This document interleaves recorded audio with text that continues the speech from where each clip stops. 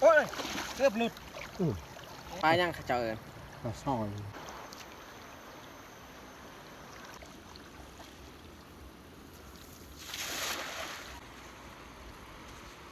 แห่ไปเข้า ปลาจับเอ้าปลานัง เอาทักทายสบายดีพ่อแม่พี่น้องเบิดสู่ผู้สู่คนสำหรับตอนแรกวันนี้คอยกะสีออกหากินตอนนี้ก็เวลา4 โมง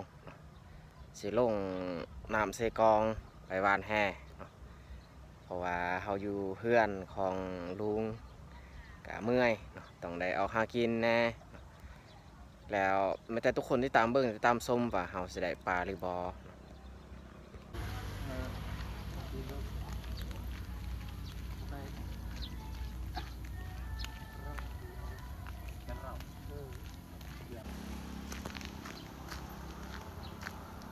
เขาลงไปวานแห่ตอนแรกวันนี้นี่แมนลุ่มคั่วอันนี้แมนคั่วแม่น้ำเซกอง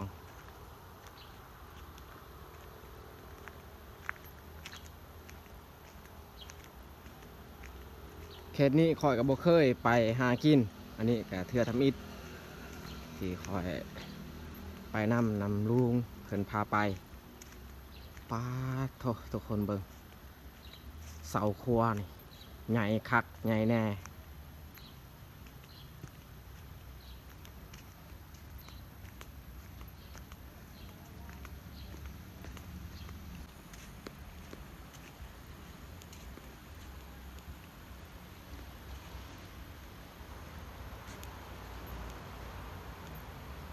เขาทอกปูนนี่คือสีหน้าแห้งถ้าว่าบ่อหน้านี่มันกั้นบ่ได้ดอกน้ำหนักที่รถแลนไปแลนมา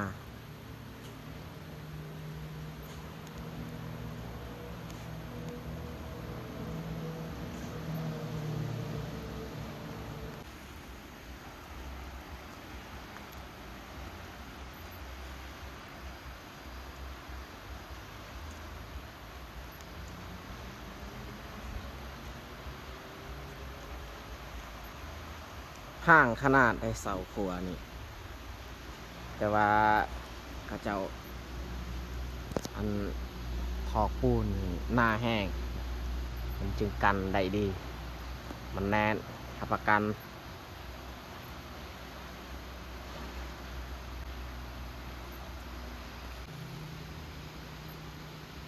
เสาครัวที่เขาเจ้าเฮ็ดนี่แมน5 เสาอยู่ระหว่างกลางแม่น้ำนี่แมน2 เสาส่วนเบื้องนั้นเสาหนึ่งในน้ำนี่2แล้วก็อยู่นี่อีกนี่อยู่นี่อีกเสาหนึ่งอยู่เทิงอีกเสาหนึ่ง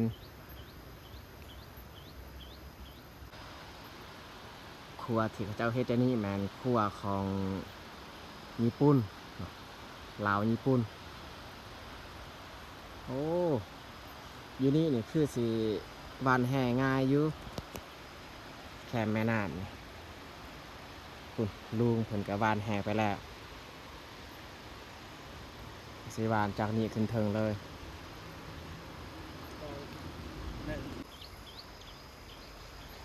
โอ้เผื่อนี่มันแตก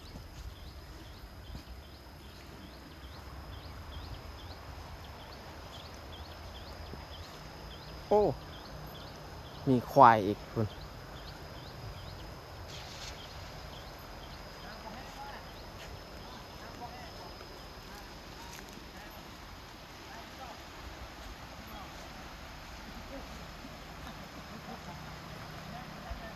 บรรยากาศยามแรงดีขนาดแดดมันส่องมาอ่อนๆ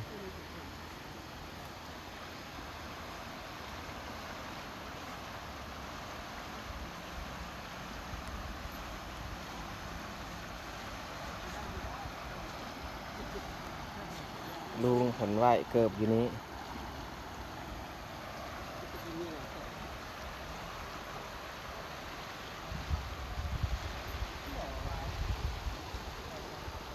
น้ำลดลงแล้ว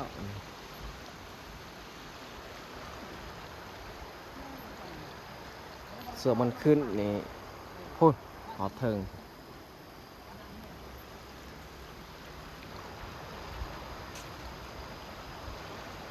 บริเวณนี้นี่มันจะคล้ายคือน้ำแถวบ้านเฮาเพราะว่าแห้กะคือสิง่ายอยู่บ่คืออยู่ลุ่มอยู่นี่น้ำไหลกับค่อนข้างแห้งแน่ลักษณะคือแกงหันบอลว่างนี่มันเลิก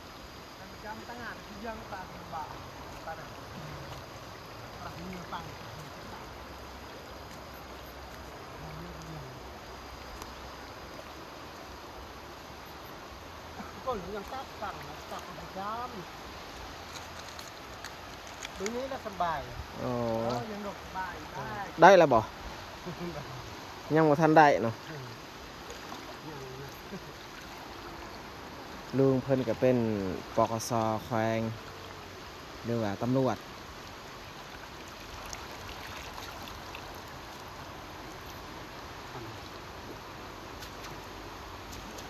พันให้เผานี่มันน่าจะถึกอยู่ เอาเรายันรอเลย ลุงบ่ได้ใส่แฮเผา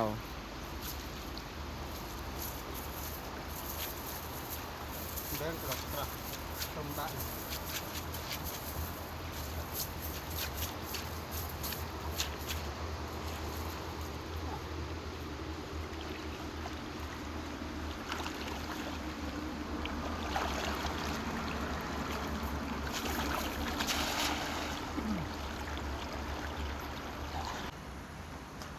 ควาย2 ตัว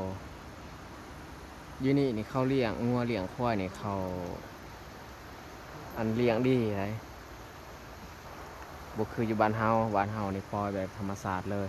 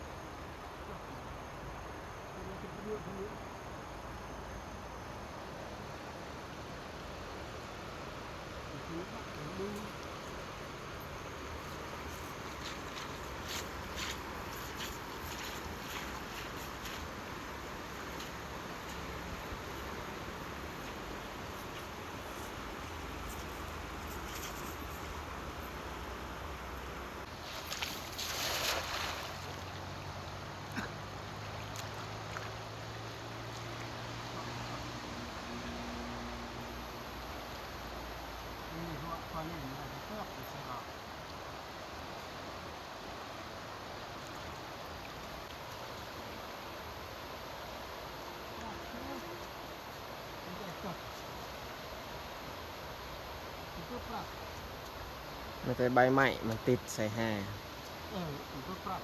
ขี้เหอะขี้เหงื่อ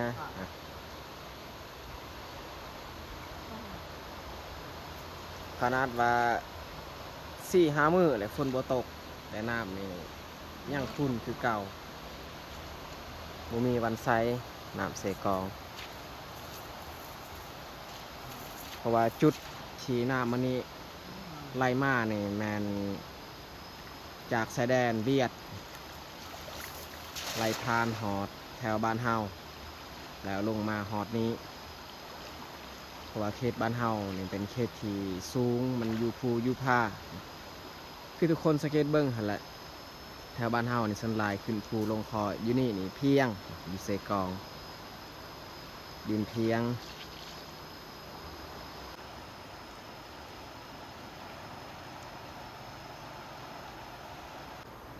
บริเวณนี้ส่วนหลายมี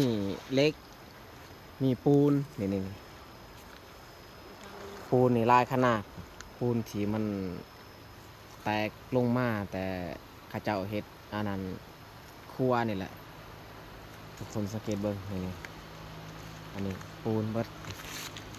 ปูนที่เขาสมจับกับพีนแล้ว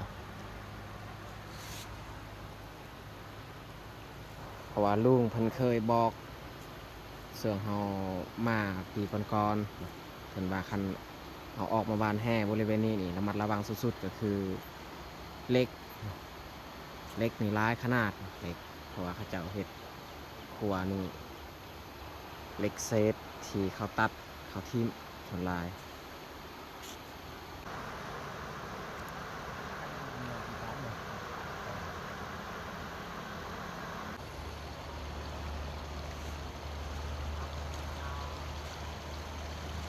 โอ้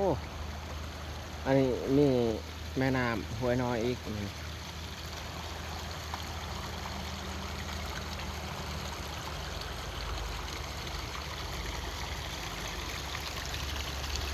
มันไหลมาแต่เธอ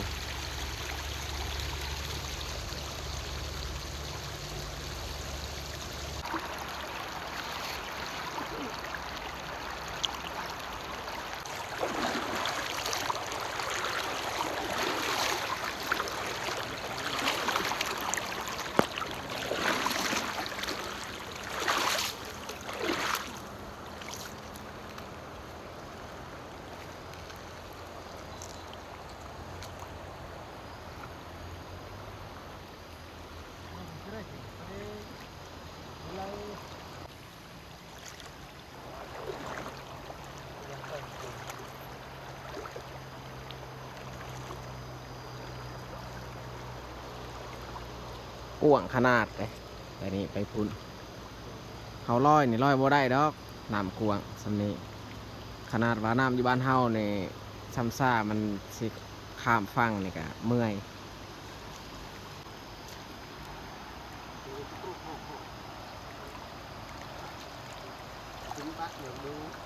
บ่ได้โอ้เสียเวลาสงสัยบ่ได้พอโตแล้วนี่ไม่ได้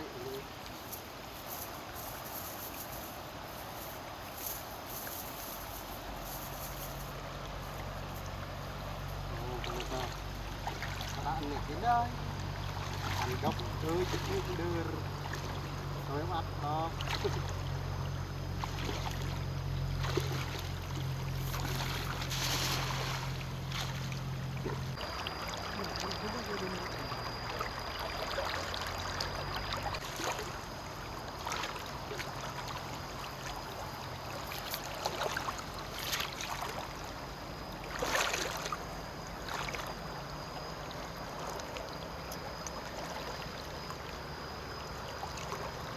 หนาว บ่มีป่าแล้วนี่มันบ่ถือ นุ่มจะถึง ตาแห่นี่ก็ที่ มองแบบนี้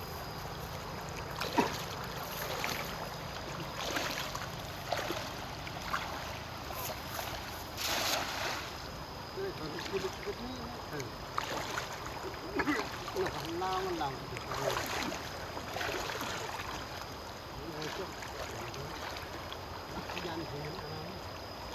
แห่แม้แต่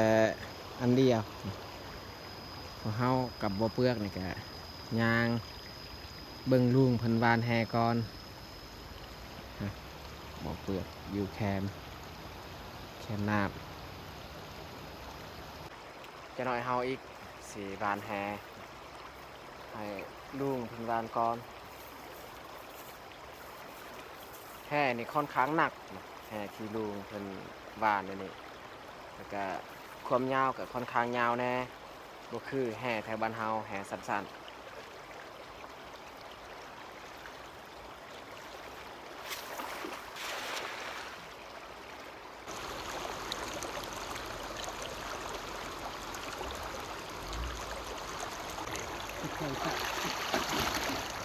ง่มแล้วก็ดึงลงลุ่มดึงขึ้นเทิงมันบ่ถือง่ายดอกบ่แม่นแห่เผามันดึงลงลุ่มมีโอกาสแต่ว่ามันคาอีกถ้าว่าดึงลงลุ่มสลายแห่มันคา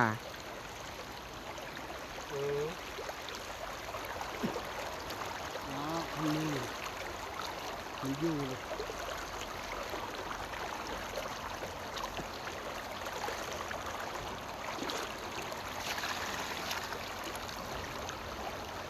ผ่านเลยแฮ่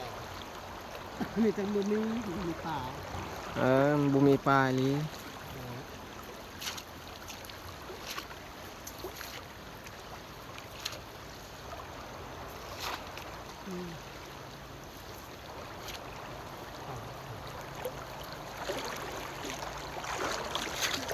ตาแห้งที่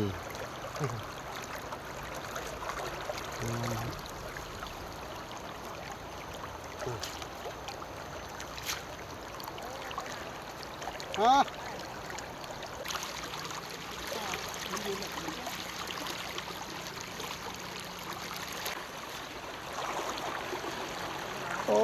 ลุงเพันวานนี่ก็ย่างเอาพอสมควรเนาะแต่ลุงแต่ยังบ่ได้พอโตเลย ก็ขาล่ายังดี เปลี่ยนเบิ่งมานี่ขออีกวานต่อง านเลยรู้แล้วมึงอยากปะเห็น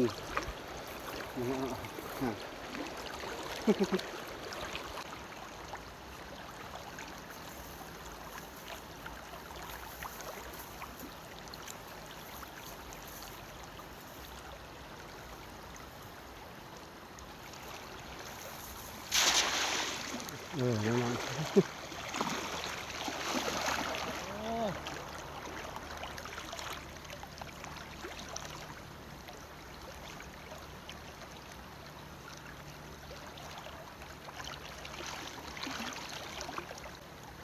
โอ้ยเกือบหลุดเกือบหลุดนี่ตัวแรกเลยพี่น้องเอ้ยบานซองเถือได้ตัวหนึ่งแหละนี่เกือบหลุดเนาะถ้าว่าให้เผานี่มีโอกาสเฮาได้แต่ว่านี่บ่แม่นให้เผาเพราะว่าตามันทีนะตาทีแบบนี้นี่เฮาต้องเฮ็ดให้เผามันจึงถือ มันยันมันยัน ปลาย่างนี่ปลานี่ปลาย่างเขาเจ้าเอิญ ปลาซอย ปลาซอย แล้วเล่มมาไม่ขึ้นจะไม่เต็มตัดเป็นปลู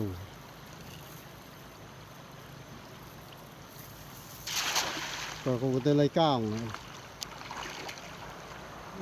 ไอ้ลุงเป็นมือกอก โอ้อยู่นี่หนักค่อนข้างเลิกเลย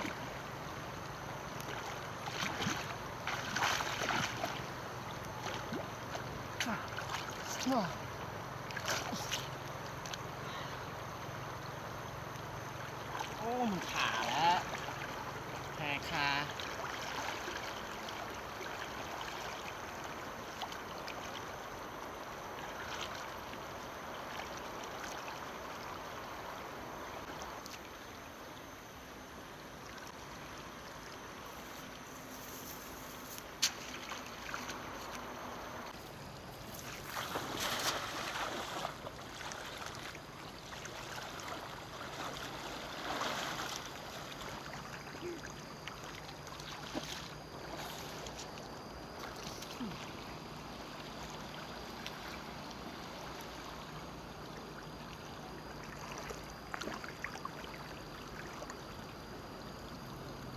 เมื่อยบานแล้วนี่โบถึกเนาะเอ้ย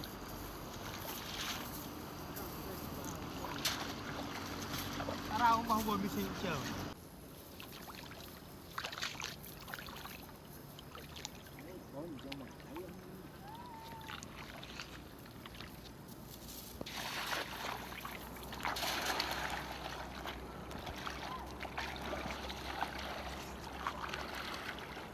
ได้ระบังปลาใหญ่มันเอาไปแห่เอาแห่ไปขาอีก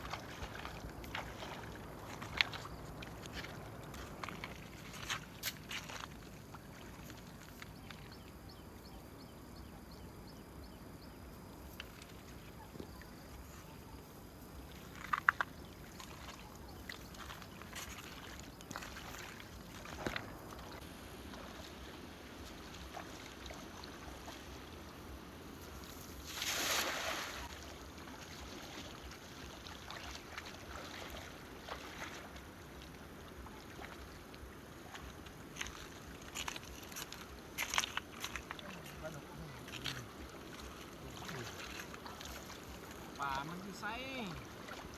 บ้านเท่าใดก็บ่ถือ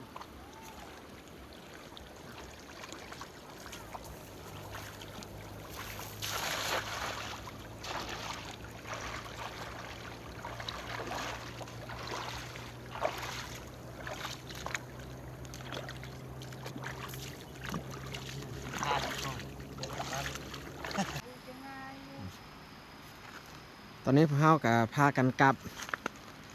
หวานแหกับบ่ได้ปลาสัน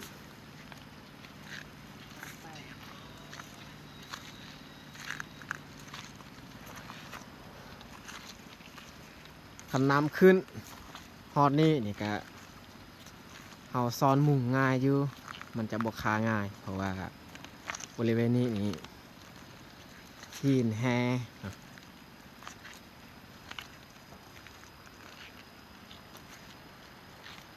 ขอบเขตนี้แหละหวานแหง่าย แต่ว่าก็บ่มีปลาคนออกหากินนี่ทุกมือเสาแรงเขาออกหากินบ่จักคนใส่มองใส่แฮใส่เบ็ดเพราะว่าคนหลายคนอยู่นี่แต่ละวันเขาออกหากิน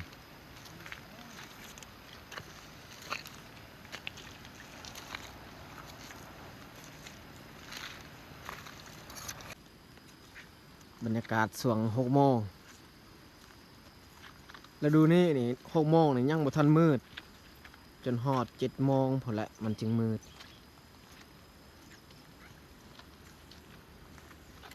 เฮาย่างฮอดครัวแล้วจึงคอยขึ้นไปเส้นทางกลับบ้าน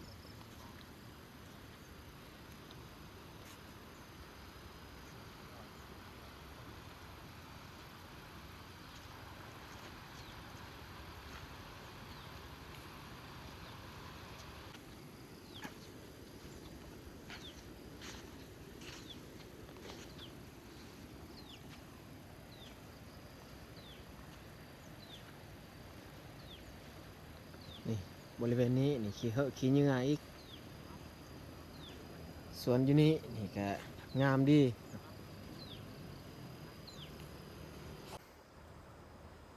ออกหากินอยู่ขอบเขตเซกองนี่ยากแหละเฮาสิได้ปลาบ่คืออยู่บ้านเฮาเนาะบ้านเฮาก็หายากคือกันแต่ว่าใครแน่กลัวอยู่นี้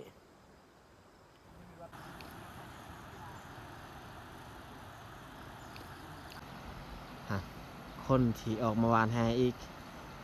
บ่อึดคนออกหากินอยู่นี่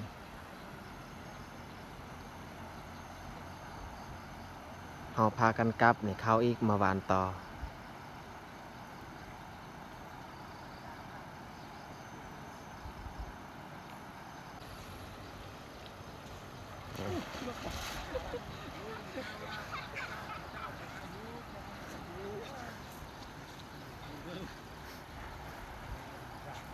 มันเลิกบ่นี่มันเป็นคุม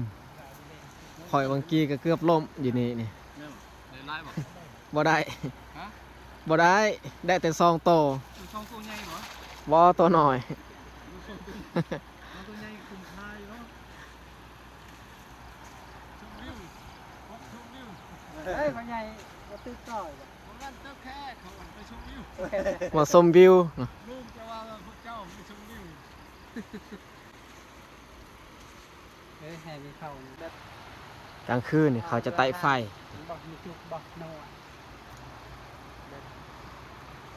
ลุงเพิ่นท่าอยู่นี้เพิ่นบ่ได้มานำพวกเฮา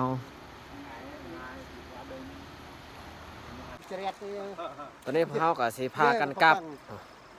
พอดี6 โมงปลาย